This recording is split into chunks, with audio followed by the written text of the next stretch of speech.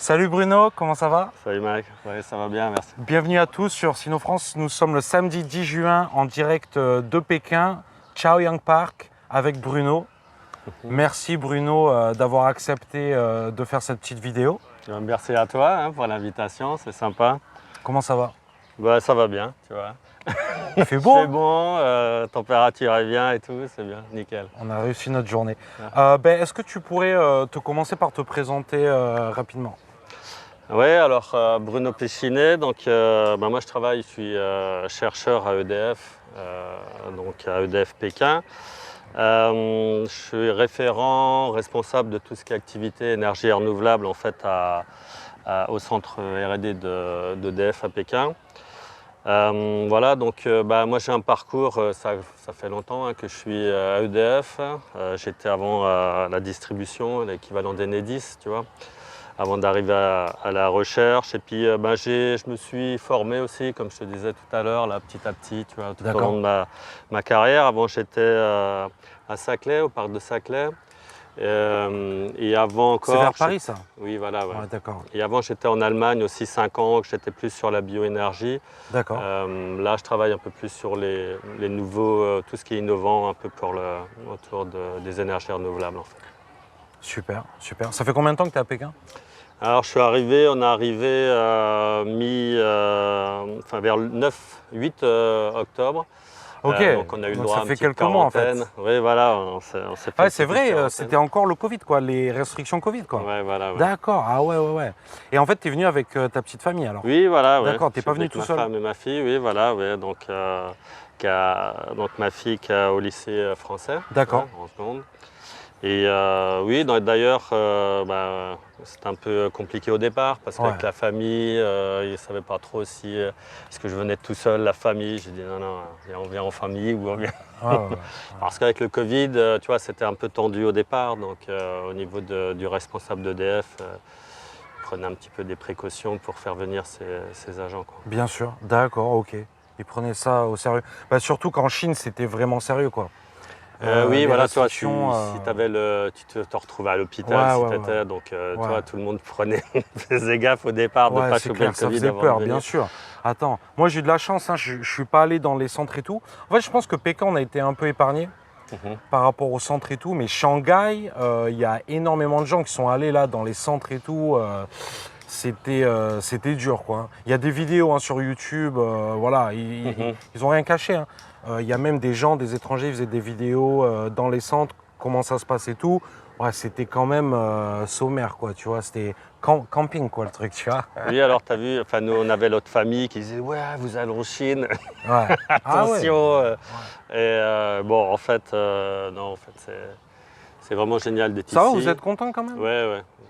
C'est vraiment génial d'être ici parce que c'est un pays vraiment dynamique. Des surprises, on a dit c'est pollué, ben bon, regarde. Ouais, aujourd'hui. Le ciel bleu.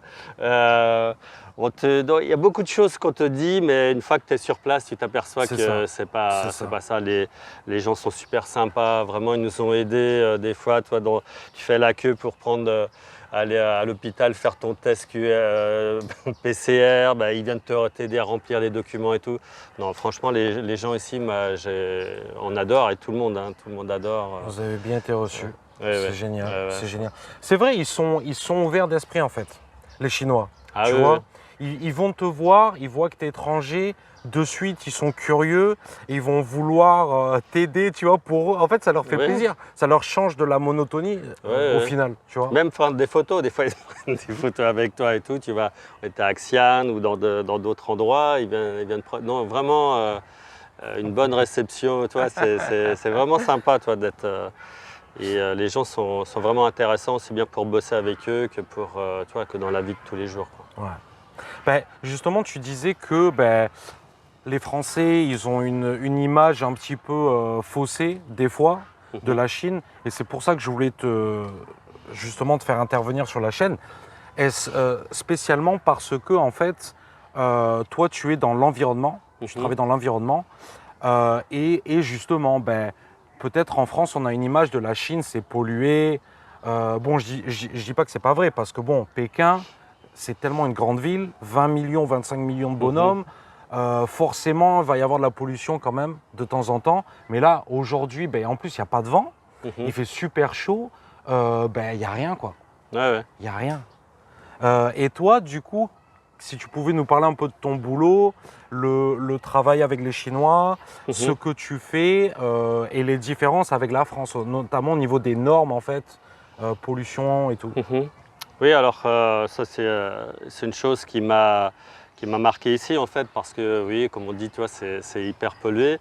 Bon bah à Pékin, bah, c'était drastique, hein. Ils ont viré tout le monde, enfin tous ceux qui charbon, tout ça, ça a été mis ailleurs. Les usines, tu veux dire? Toutes les usines, ouais, voilà, les normes sont très strictes. Et justement parce que on avait discuté déjà, on a une centrale biomasse hein, qu'on exploite là, dans le Rebais.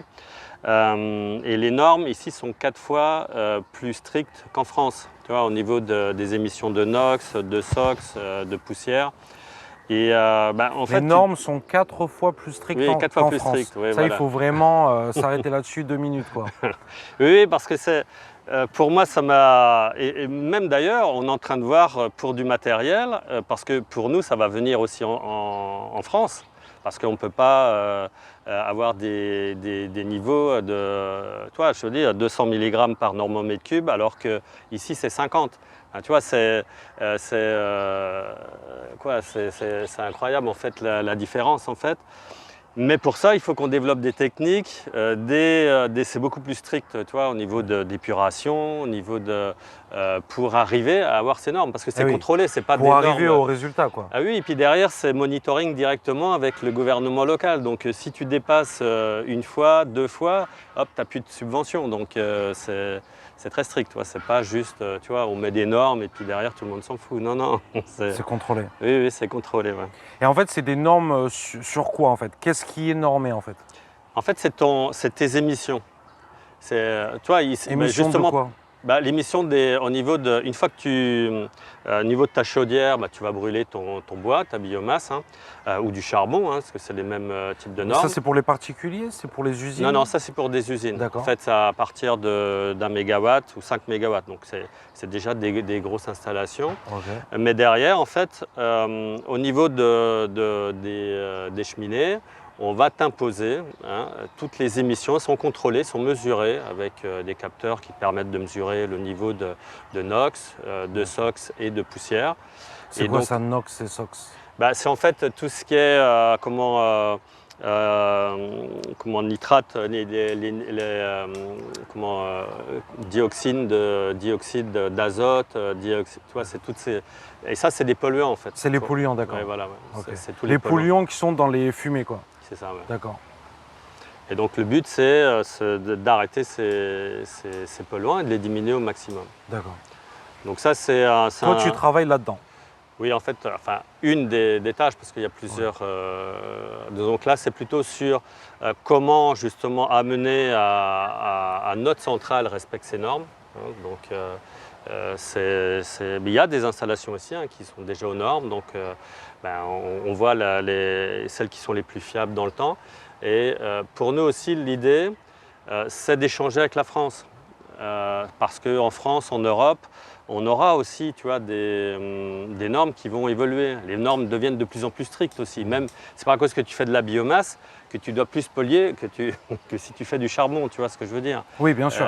Même c'est renouvelable, c'est ceci, c'est cela, mais les gens qui sont à côté, ils se prennent les fumées, ils se prennent les poussières, voilà, donc c'est pas... Je comprends. Donc voilà ce type de projet. Sinon, on a beaucoup de projets ici dans la décarbonation.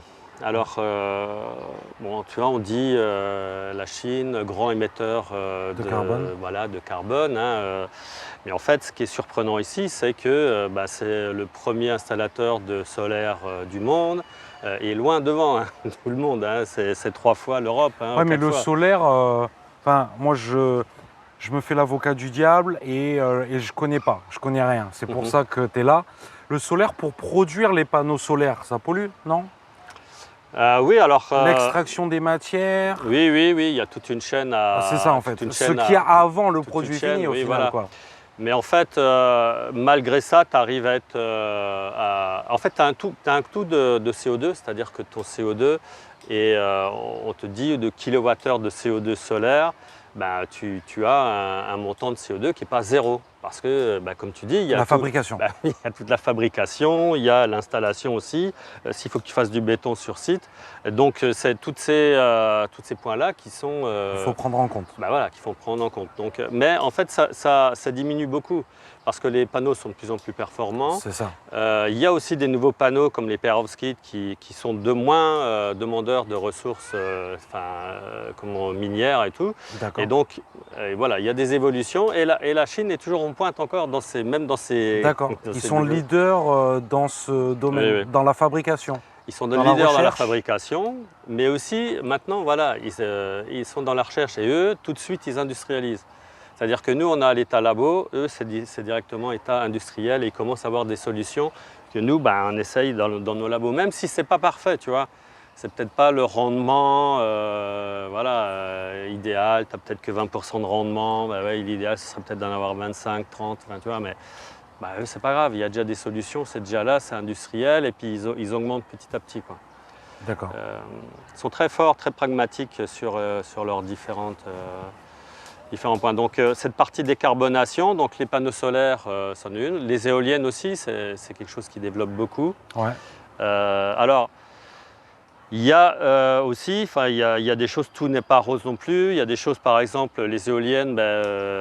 Moi, j'ai entendu, par exemple, une éolienne, bon, il faut une dalle immense. Ça peut-être, tu vois, le béton. Enfin, il y a quand même beaucoup de gens qui critiquent que ce soit le solaire ou l'éolien, quoi. Donc, moi, je connais pas, je suis pas spécialiste. Oui, mais en fait, après, oui, il y a du béton, mais en fait, le béton, par exemple, si tu as une centrale charbon, il faut du béton aussi, tu vois. C'est vrai. Et après, il faut la défaire. Après, si tu veux, c'est une balance aussi. Tu ne peux pas avoir rien. Ou alors, il faut. C'est jamais tout noir ou tout blanc, quoi. Il ne faut rien faire. Bon, à EDF, c'est vrai qu'on va plus soutenir aussi le nucléaire et les énergies renouvelables. C'est un peu en parallèle parce que l'un complète l'autre. Certains sont vraiment anti-nucléaires parce qu'il y a les déchets, il y a les choses comme ça. Mais malgré tout, ça En produit Chine, ils sont quand même pro-nucléaire, quoi. Oui, alors en Chine, c'est le deuxième parc au monde, parce qu'ils ont 50 gigawatts d'installés. Ils ont prévu 150 gigawatts. C'est les gigawatts. Français ou… Oui, 58. Okay. Mais bon, on va bientôt être… Mais ça ne va pas durer parce qu'ils sont prévus d'en avoir… c'est normal, c'est pas la même taille, quoi. Oui, voilà. Donc en fait, nous, il faudra qu'on raisonne à l'échelle de l'Europe. Mais en fait, de toute façon, c'est ce qu'il faut être clair, c'est que quand tu es en Chine, c'est pas la même dimension, quoi. C'est ça. On ne lutte pas avec la France. Il y a 1,5 milliard de bonhommes, voilà. la superficie. Nous, on a 60 millions, donc ça m'étonne même qu'on soit encore premier, tu vois. Ben oui, mais en fait, pour le nucléaire, parce qu'il y a eu Fukushima, il y a eu beaucoup d'arrêts aussi de nucléaire en Chine. En Chine ? Voilà, ça s'est un peu tassé, mais bon, ça repart avec… ils ont plein de prévisions sur… je te dis, il y a l'EPR de Taishan, là, je sais pas si oui. Ça c'est un gros truc, apparemment, quoi. Grosse coopération française, sino-française. Oui, EDF a bien débuté par le nucléaire. Maintenant, c'est vrai qu'on travaille aussi bien sur le nucléaire que les énergies renouvelables. Et oui, c'était le premier EPR et ça montre aussi qu'ils sont pragmatiques parce qu'ici, tu vois, ça a déjà 3 ans que c'est en service et voilà, alors que nous, on a encore du mal. Parce que, oui, mais parce que aussi on a des métiers… C'est ça, Sud Flamanville. Oui, voilà. Lui, mais aussi on a des encore… métiers, si tu veux, qu'on a peut-être négligés. Toi, on parle de soudeur. Ouais. C'est vrai. Ouais. Si tu dis le but c'est pas d'être soudeur. Oui, mais le manque de bol, il faut des soudeurs. Tout le monde ne va pas aller au bac pour faire style, tu vois. Faut des gens qui gagnent bien leur vie aussi. C'est ça qu'il faut mettre en… Parce que c'est aussi important. Non, mais ça, c'est de la soudure de vraiment… c'est pas n'importe quoi. C'est des métiers très recherchés. Hein. Oui, mais pour ça, toi, comme faut dans déjà les faire bateaux aussi, j'avais vu dans les bateaux. Tu vois. Mais il faut déjà faire de la soudure de base pour faire de la soudure de haut niveau, tu vois. Et nous, donc, ce que tu dis, c'est qu'on a perdu ces compétences-là, en fait.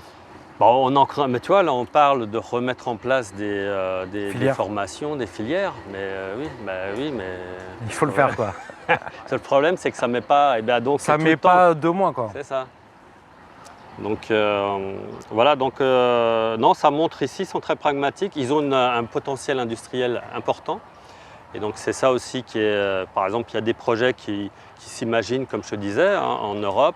Bah, là, c'est déjà, allez, ça y est, on y va, c'est c'est installé. Dans 2 ans, ça commence à produire et tout. Toi, donc il y a plusieurs projets là, sur lesquels c'est assez innovant autour de l'hydrogène. Il y a beaucoup de choses aussi autour de l'hydrogène ici. Donc ça se développe beaucoup, tu vois.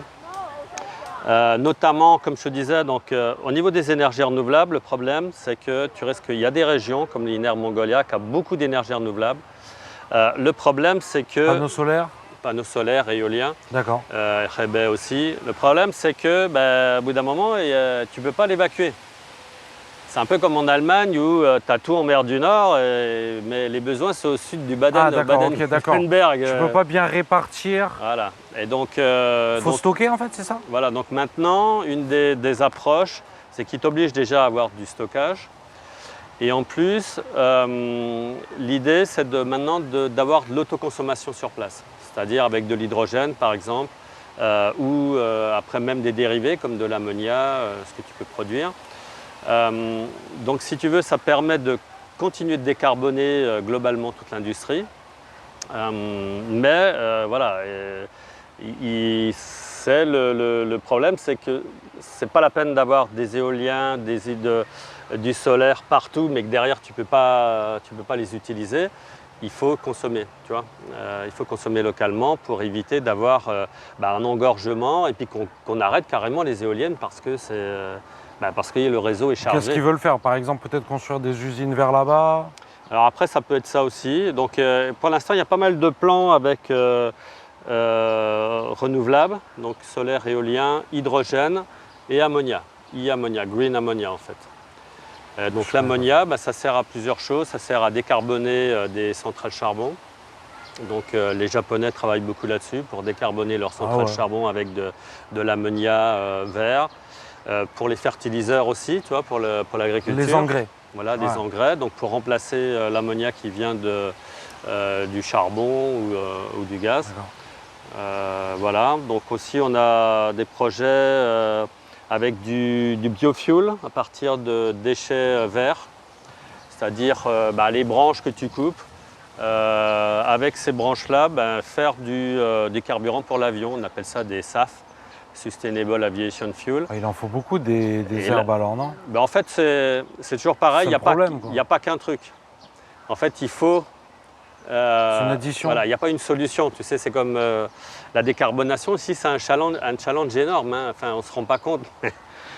C'est des dimensions, déjà en France, c'est énorme. En fait, faire la transition du pétrole à... Oui, pétrole-charbon, parce qu'ils sont beaucoup sur le charbon pétrole-charbon à autre chose, en fait, c'est ça? En fait, on est trop dépendant, en fait. Ah oui, puis c'est énorme. Donc, toutes les solutions, donc... l'aviation, tu vois, l'aviation, c'est des millions de tonnes. C'est normal. Et puis ça continue. Enfin, il y en a même si on améliore un peu l'efficacité, tu vois, tu as des gens qui, chez Airbus, les Safran, moteurs. tout ça, voilà, ils vont réduire. Mais ça reste, ça va réduire de 20%. Je vais en profiter pour faire de la pub pour la chaîne. La dernière vidéo qu'on a faite, c'est sur le C919. Et le mec de Safran, là, justement, il parlait de ça, en fait, comme quoi, chez Safran, il faisait beaucoup d'efforts pour justement réduire la consommation de carburant. Et c'est quelque chose que tout le monde fait, en fait. Et en fait, il disait qu'il y a vraiment une pression énorme sur les industries pour qu'il y ait des résultats, en fait. Tu vois, des pressions du gouvernement, des ONG, des organisations. Et en fait, c'est vraiment réel, quoi, tu vois. Mais oui, parce qu'en fait, quand tu vois alors on a fait des études un peu sur l'évolution de la consommation de l'aviation, parce que à partir de 2019, si tu fais une évolution, c'est énorme, ça continue d'augmenter et tout. Donc en fait, là, une des seules choses, c'est améliorer l'efficacité, mais ça c'est pareil pour l'énergie. En fait, il faudra améliorer l'efficacité parce que déjà, toi par exemple, dans les bâtiments, on s'aperçoit que tu es obligé de mettre la clim parce qu'il fait trop chaud, les grands buildings.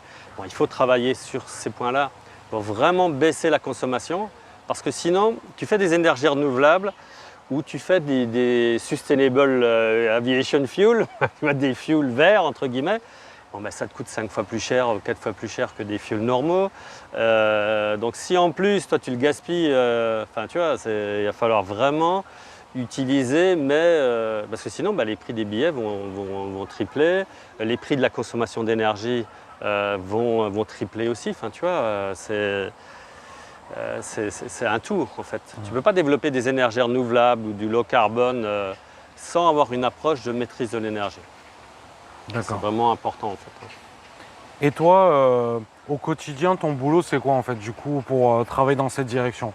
Tu disais que vous devez trouver des solutions pour parvenir aux normes fixées par le gouvernement en fait.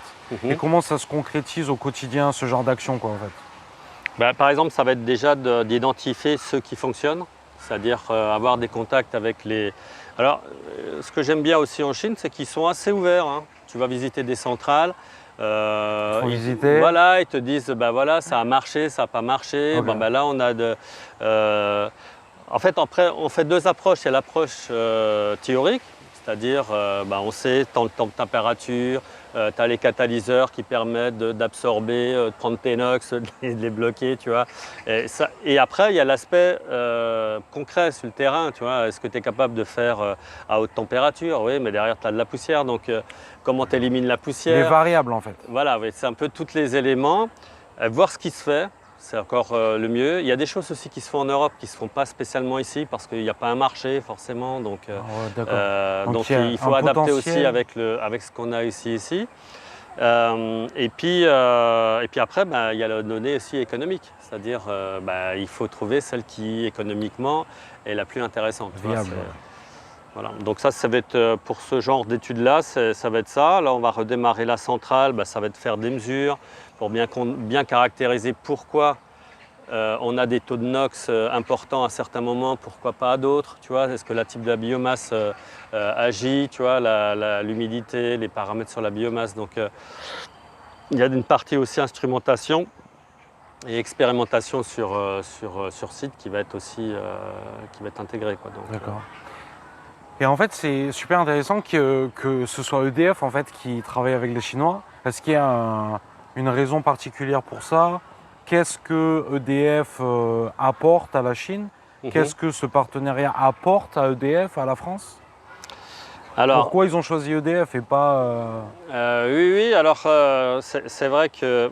Alors EDF, l'avantage, c'est qu'on a contribué avec quand même à monter leur parc nucléaire. Hein. Ouais. C'est pour ça en fait, et même pour l'éolien, par exemple, on était les premiers à investir avec des entreprises chinoises sur l'éolien offshore en Chine, à Dantai. Et donc EDF aussi, ils voient comme un partenaire parce qu'on a de l'expérience. Par exemple, on a une étude sur des réseaux de chaleur à Zibo, dans le Shandong.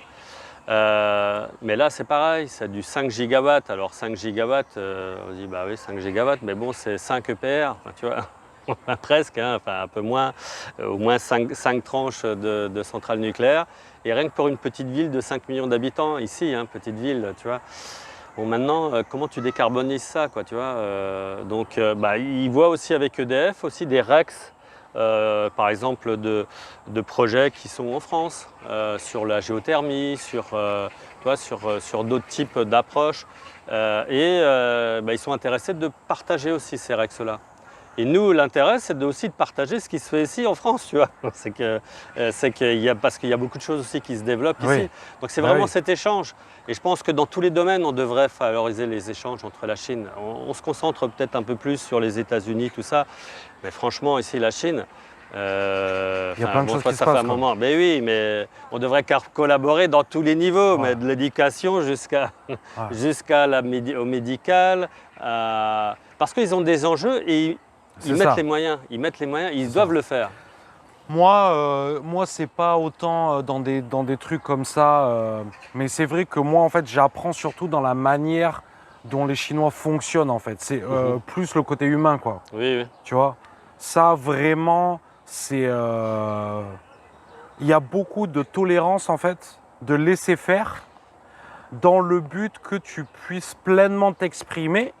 Et ensuite, toi, tu vas voir, est-ce que ça marche ou pas en fait. Tu vas t'en apercevoir par toi-même. Ouais. Mais ils vont quand même te laisser aller au bout en fait.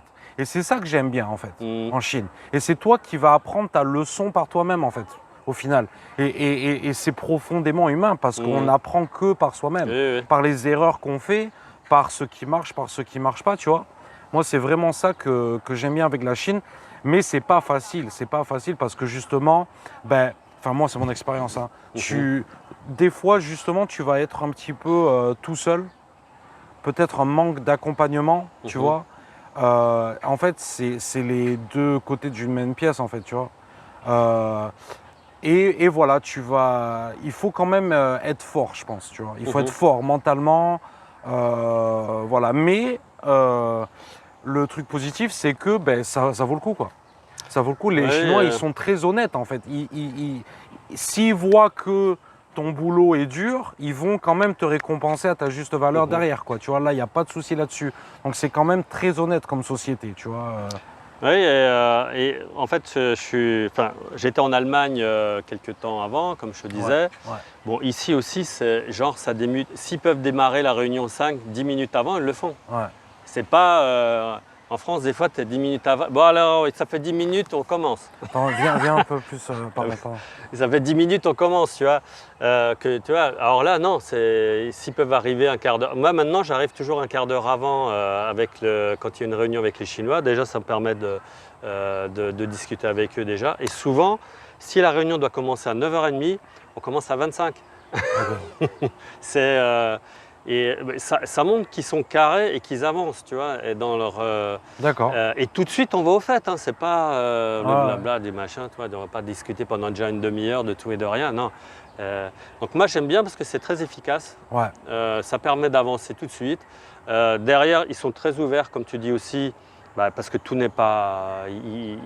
Ils attendent aussi d'avoir justement des échanges. Retour. Voilà, ils attendent d'avoir des échanges avec nous. Hein. Pourquoi? Parce que derrière, tu vas peut-être les challenger sur un truc, ou tu vas dire, bah oui, mais nous, on aimerait, par exemple, il faudra un taux de NR. Moi, j'ai remarqué, des fois, je suis pas content sur des trucs.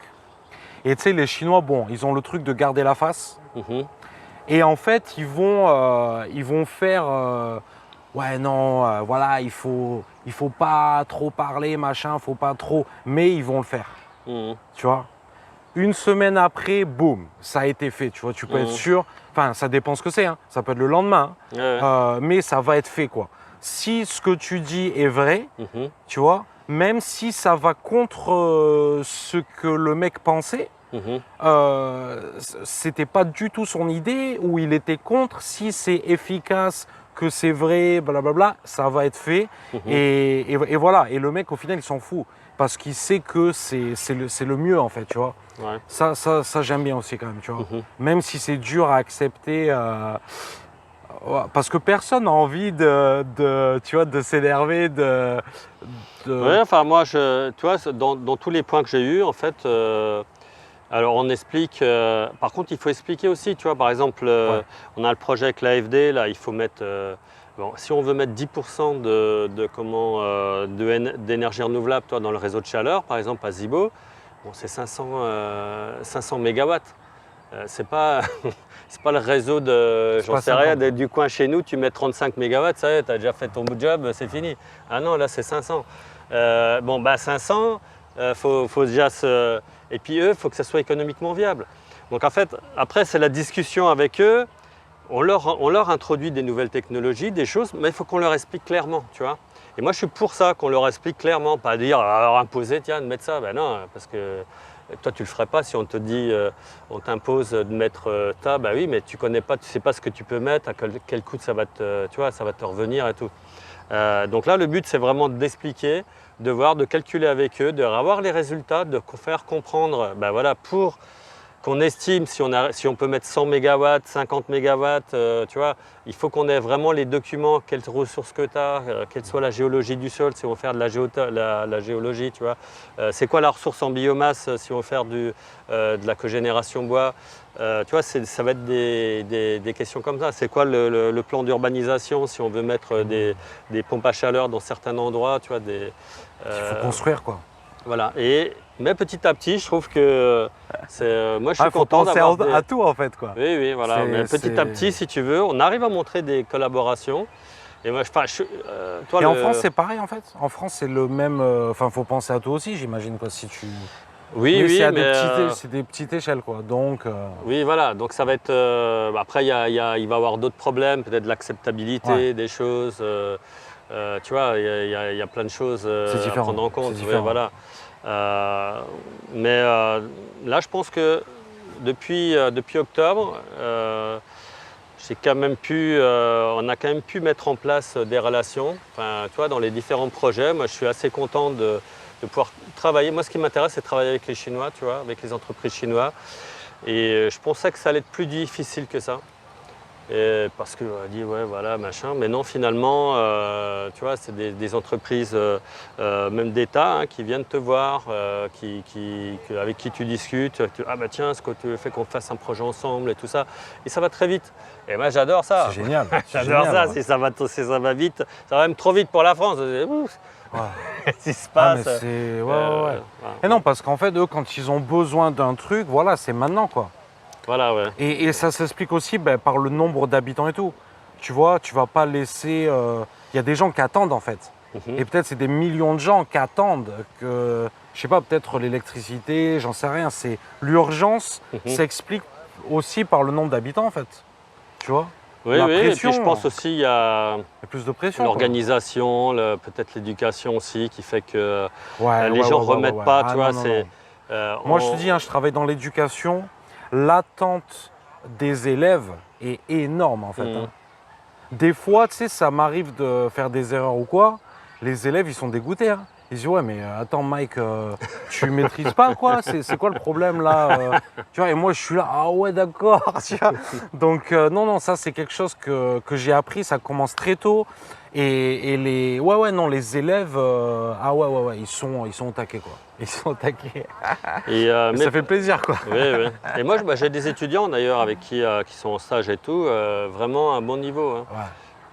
Ils turbinent. Alternance et tout, c'est ça? Vous faites de la formation aussi pour les Chinois? Oui, oui, mais C'est plus génial, des ça. fois des stages aussi, stage ingénieur, stage même. Stage en entreprise. Oui, stage en entreprise, tu vois, pour faire valider un master ou des choses D'accord, comme ok. ça.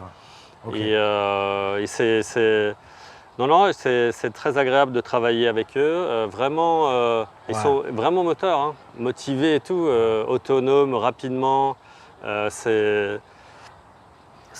je te dis, c'est agréable. Et les ingénieurs, c'est beaucoup de francophones ou anglophones, mais il y a quand même beaucoup de francophones. J'ai été assez surpris, enfin, au centre, en tout cas. De Chinois qui sont francophones. Oui, avec qui je peux travailler là. Et aussi, c'est très agréable de travailler avec eux aussi. Pareil, ils sont très carrés, ils avancent. Et donc, tout de suite, ça va parce que toi, tu apportes l'expérience, voilà, les connexions, les choses comme ça. Et eux, derrière, ça leur permet tout de suite, parce qu'il y a des choses en chinois, il faut que tu aies quelqu'un en chinois qui. Ouais, toi, quand tu même... parles pas chinois. Bah oui, voilà. Donc, comment tu fais alors en fait? Ben, en fait, tu Parce que t'organises. c'est des trucs super poussés. Ton boulot, c'est pas. Tu vends pas des carottes, quoi. Ouais, mais en fait, en général, soit qu'avec les universités, soit avec les partenaires, bah, tu t'échanges. Hein, soit que tu arrives à avoir des gens qui parlent ou anglophone. En anglais. Ouais. Donc ça va bien, tu vois. Et puis après, quand il y a vraiment, des fois pendant les réunions, ça se passe en chinois, je leur dis allez-y en chinois, parce que sinon le but c'est pas de bloquer, à traduire à chaque fois. Et puis après, je fais un débrief avec les ingénieurs pour voir tu vois, ce qui était. Si je vois que des fois tu arrives à comprendre avec la présentation, tu peux reposer quand même quelques questions complémentaires, tu vois. Mais voilà quoi. Donc sinon si ça se passe bien.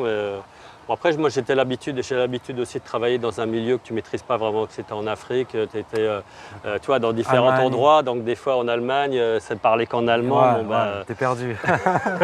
Voilà, c'est pas que les quelques mots tu vas te débrouiller, mais donc c'est un environnement que tu as un peu l'habitude, tu vois, Non, ouais, c'est vrai. C'est vrai qu'il n'y a pas besoin d'aller en Chine pour être perdu. Hein. Tu vas en Allemagne ou ailleurs, si tu parles pas, tu parles pas. Hein. D'accord. Bah, écoute Bruno, ça fait déjà un petit moment là. Ouais. Je te laisse le mot de la fin. Je te remercie encore parce que c'était vraiment intéressant et j'espère faire plus de vidéos dans ce genre en extérieur, tranquillou, tu vois. Montrer aussi, là, franchement, c'est magnifique. Hein. C'est magnifique. Hein. Et là, en fait, je voulais venir ici parce qu'on peut voir le boulot qui a été fait, en fait. Tu vois, ce parc est magnifique. L'eau est claire, il y a des canards, il y a des poissons. On a vu des centaines de poissons là-bas. Ouais, Voilà, tu viens là en famille, tu es content, quoi, tu vois. C'est nature, en plein milieu de Pékin, quoi. Donc ouais, le mot de la fin. Moi, le mot de la fin, je dirais qu'il faut vraiment augmenter la collaboration avec la Chine. Je pense qu'il faut que ça soit une priorité. Tu as fait une vidéo un peu avec le président Macron, je pense qu'il a mis ça. Il y a des initiatives à l'ambassade sur faire des collaborations avec les universités, avec tout ça. Franchement, parce qu'il y a beaucoup de choses. Ils sont preneurs en plus et donc il faut vraiment en profiter. C'est clair, Si les mecs ils veulent ça, ils attendent des collaborations. Et de toute façon, si on ne le fait pas, d'autres le feront. Je pense que la France est bien vue, tu vois, parce que ça fait quand même longtemps qu'on collabore avec eux et tout ça, même s'il y a eu une période un peu plus trouble d'un moment. Mais je pense qu'il faut vraiment qu'on en profite et qu'on continue à collaborer. C'est ça. Et voilà. De toute manière, c'est aujourd'hui qu'on fait demain, quoi. Voilà. Et on ne peut pas changer le passé. Donc, je pense dans tous les domaines, il faut prendre le temps de découvrir la Chine, pas uniquement à travers les médias en France, peut-être. Ouais, sinon parce qu'on aura. Moi, c'est pour ça que j'ai fait cette chaîne, hein, parce que. Voilà, je te remercie déjà beaucoup parce que ça permet aussi de regarder. Ma femme avait regardé une de tes vidéos avant de venir. Expatriés. Voilà. Mais aussi pour connaître, tu vois, avoir une autre approche de la Chine. Et je pense que c'est vraiment. C'est le but principal. Ouais. Voilà. Après, si je peux aider des futurs expatriés, bien sûr, parce que voilà, ça fait partie de la communauté.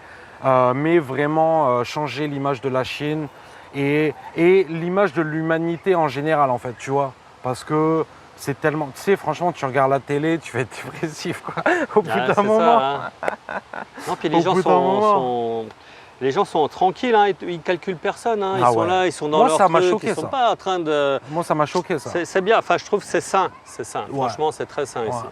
Et ça fait plaisir de vivre ici et de travailler ici. Moi, je me suis dit, tu sais, en France, tout le monde regarde tout le monde. Voilà, c'est ça. J'arrive, personne ne me calcule. Oui, voilà, je vois, les gars, je suis moche ou quoi? Oh, regardez-moi, je suis là. Ils s'en foutent. Pourquoi? Parce qu'ils vivent leur vie, en fait. Oui, voilà, ils en ont rien à foutre. Ils s'en foutent de toi, voilà, sois pas dégoûté. Voilà. En France, ouais, voilà, t'es mon pote, ouais.